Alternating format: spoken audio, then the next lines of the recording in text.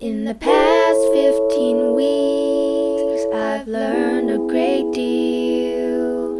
From the basics of the camera to how to make an audience feel. I've learned film terminology and what is continuity.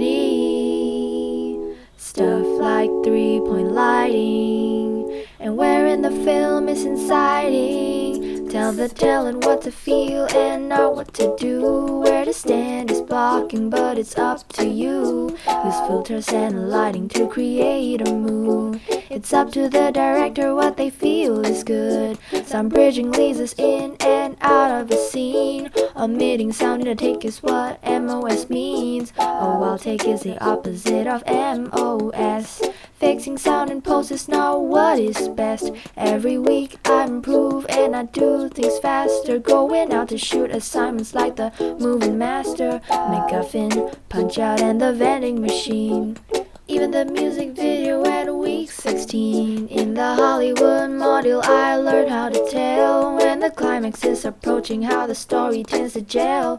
Nuances can tell you who's creating strife. Never allow the protagonist to lead an easy life. Uno, dos, tres. It's been a really messed up week. 7 days of torture, 7 days of bitter, and my girlfriend went and cheated on me.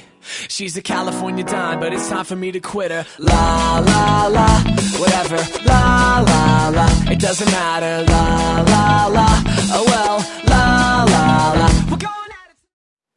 I have to admit, when I first got the genre comedy, I wasn't really thrilled because it was actually one of the genres I was hoping not to get. In order for a comedy to succeed, you have to actually make people laugh. But through the past few weeks, I realized that comedy is not a very hard genre to work with. It's actually very fun to do, and it's thanks to my group mates and my lecturers. La la la, whatever. La la la, it doesn't matter. I learned how to execute a match cut. For FP, Trevor places the can down on the table, and in the next scene, he's holding it. For one thing, the concept of the 3-act structure actually helped me a lot in script writing. In 3-2-1, we didn't really have a climax in the script, and the characters weren't able to incite any emotion in the audience. However, I think we did much better working as a group to come up with a script for FP, and also having a genre helped us to narrow down the options. 我在喝酒，跟我男朋友 boyfriend Derry。 Another thing that hindered my 3-2-1's quality was the casting. My group didn't feel very strongly about auditioning for a long time to get a good cast. So the quality of the film suffered because of that. And it was very hard to work with the actors because we also got a kid, and the kid was very hard to work with. So we vowed that we won't get a kid for FP.